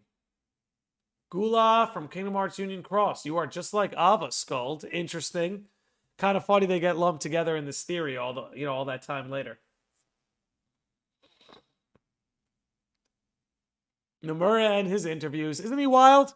He's a wild man. Okay. So Vanitas is scared of Ventus. That is why he wanted to join Ventus in Birth by Sleep. What do you think? I don't think he's scared of him. I don't think he's scared of him. I don't know if that would be the right word. Who knows? I think Naminé is connected to Ava.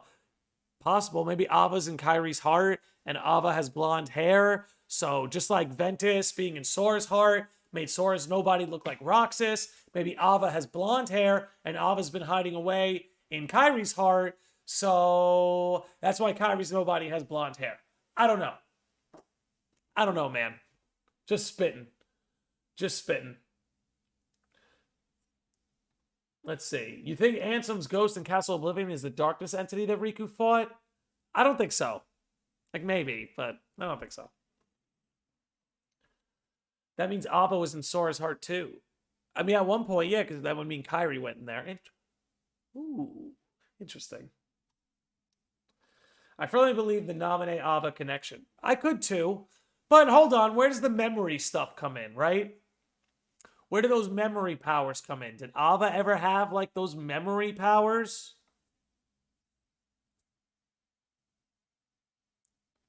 No, if anything, it's more...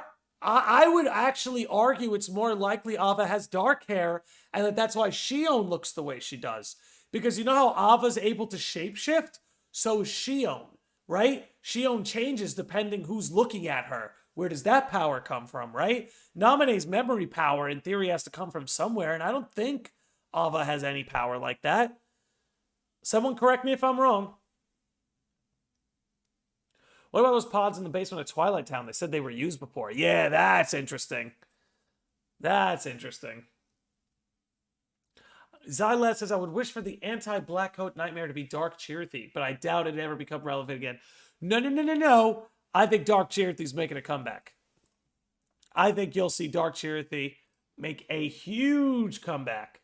No question. No question. Alrighty, let's see. I also think the Master of Masters looks like Ericus, but disheveled.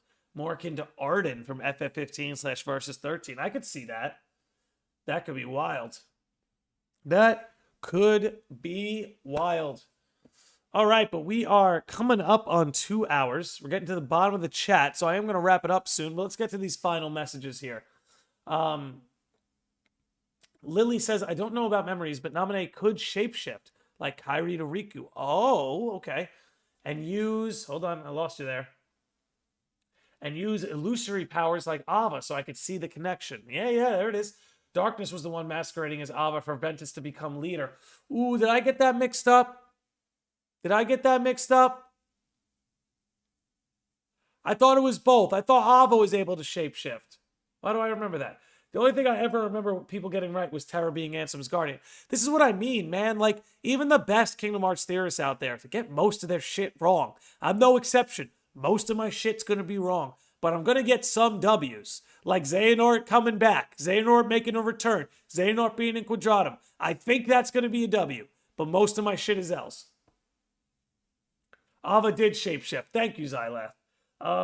Naminé's memory power comes from Kairi. That's right. Fuck me. I did a video on this. I'm such a fucking idiot. I did a whole video on Naminé's memory power coming from Kairi. But anyway, Naminé's memory power comes from Kairi's princess powers. So if the foretellers had the 7 crowns, Ava could be a princess with memory powers. Yes. Stupid though. It's so much. That's what I love about Kingdom Hearts. It's so much to remember. Let's see. Okay. Many were saying Ericus was the guardian. They were wrong. Ericus was kind of tagging along.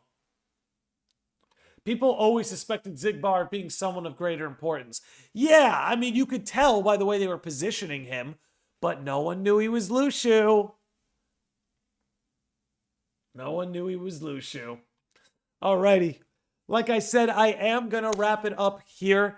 If you're hanging out, let this be a reminder.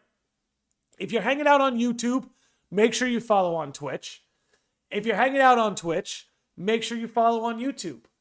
Before we wrap up, let's give out some special shout-outs to 3 new sages of the Lodge, King Sanu, my darling wife Charlotte Landy, who became a sage on YouTube, and Seaman for becoming a sage. Thank you very much, all of you, so much. I really appreciate the support. Just know I don't need anyone to become channel members or become sages or to super chat or donate. All I ask is all you sickos come here and hang out with me while I talk some Kingdom Hearts shit. So thanks for hanging out. It's really been great. Let me see these final messages. Thanks, Landy. It was so much fun. That's what I'm here for. Ciao. Okay, yeah, I see we're signing off. Thanks for hanging out, everybody. If you're on Twitch, we're going to raid the Cynic. So everyone all aboard. He's playing some Super Smash. Thanks for hanging out for episode 136 of the podcast. We got some new theories dropping these next couple weeks. More Kingdom Hearts theories, Final Fantasy theories, some Soul Calibur news, some new podcasts, some Tokyo Game Show reactions. We got it all coming. Thanks for hanging out, everybody. We'll see you on